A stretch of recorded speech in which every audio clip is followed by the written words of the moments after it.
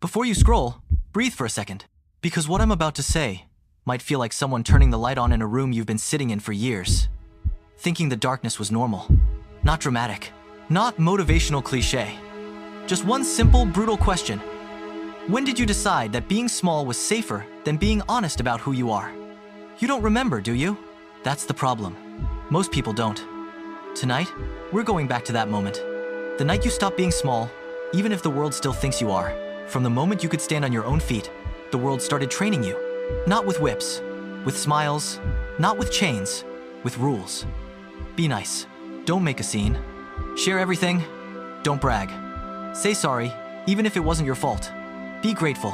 Other people have it worse. On the surface, it sounded holy, safe, polite. Underneath, something quieter was happening. You learned to apologize for existing. You lowered your voice so others felt comfortable. You shrank your dreams so nobody felt threatened. You laughed off your pain so nobody had to feel awkward around you. Every time you had a spark, you heard, "That's too much." Why are you so intense? Relax, it's not that deep. So you did the easiest, saddest thing a human soul can do. You believed them. You became good at disappearing while still being in the room. You answered, "I'm fine," like a script. You accepted less because you were told wanting more was selfish, childish, dramatic. You weren't weak, you were trained. No one ever made you sign a paper, but you signed something anyway, an invisible contract. It sounded like this.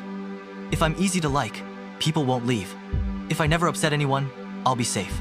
If I'm the quiet one, the strong one, the understanding one, someone will finally see me.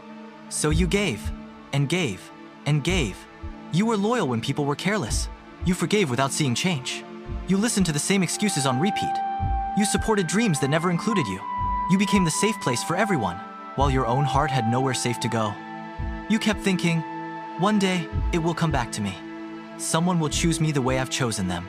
But days turned into months. Months turned into years. And deep inside, a quiet truth started scratching at the walls. Maybe I'm only valuable when I'm useful. That sentence right there is the lie that has been stealing your life. If any part of this already feels uncomfortably true, pause for a second. Hit like, subscribe, and promise yourself you won't keep living on autopilot. We're building a place for people who feel this deeply, and your voice, your comment, your presence helps it be heard. Then it happened. Not in one dramatic explosion, but in a series of tiny moments. The message you sent that got left on seen. The call you answered at 2 a.m. for someone who never asks how you're really doing. The joke someone made at your expense, and you laughed. Because that's what you do. The day you were exhausted, and still said, "Sure, I can help." The night you cried quietly in the shower, so nobody would hear. The morning you looked in the mirror and realized, you recognized everyone's needs, except your own. That's when the crack appeared. Not in your kindness, but in the story you'd been told about kindness. You started to notice patterns. People respected your advice, but not your boundaries. They loved your presence, but didn't fear losing it. They called you strong, so they never had to check if you were actually okay. And something inside whispered, if they're this comfortable taking me for granted, maybe I taught them how. It hurts, it stings, but pain is often the first honest teacher. Then came that night. Maybe it was a conversation. Maybe it was being ignored when you needed someone the most. Maybe it was one more broken promise, one more casual disrespect. Either way, something in you finally broke, but not in the way you think. You didn't break like glass. You broke like a shell. You realized that if you kept living on everyone else's terms, you would slowly become a stranger to yourself. So you did something incredibly small and incredibly holy. You said no. Maybe nobody heard it. Maybe it was just in your chest. No, I'm not picking up this time. No, I'm not explaining myself again. No, I'm not pretending this doesn't hurt. And for the first time, the room didn't explode. The world didn't end. The people who only loved you as long as you were convenient pulled back. The ones who actually cared leaned in. You discovered a truth nobody told you as a child. You don't lose real love by having boundaries. You only lose the people who were feeding on your lack of them. That night felt dark, lonely, heavy. But in that darkness, something new arrived. Clarity. Not loud, just steady. You saw the pattern, you saw your part in it, and you made a choice. I can't go back to being invisible just to keep people comfortable. That was your nightfall, but it was also your awakening. Here's the part you're not used to hearing in these stories. Your awakening doesn't have to look aggressive. You don't need to scream. You don't need to become cold, hard, cruel. That's just another lie. Real power, real healing, real change often looks quiet from the outside. It looks like answering slower, like saying, "I'll think about it," instead of automatic yes. Like no longer explaining your no 7 times. Like leaving messages on read when your peace is being drained. Like investing deeply in the few who actually show up for you. It looks like stopping the habit of volunteering for your own exhaustion. It looks like praying, breathing, listening before reacting. It looks like allowing yourself to feel hurt without making that hurt your home. You stop believing that your value is in how much you tolerate. You start believing that your value is in who you're becoming. And slowly, your life begins to reorder itself. The people who only loved your weakness get frustrated. The people who love your soul are proud. Most important of all, you look in the mirror and see someone you recognize again. Not perfect, not fearless, but honest. Present, awake. Here's the truth that flips everything. Life was never about being the nice one who absorbs everyone's damage. Life is about becoming the truthful one who walks in love without abandoning themselves. They told you, be humble. So you erased yourself. They told you, be kind.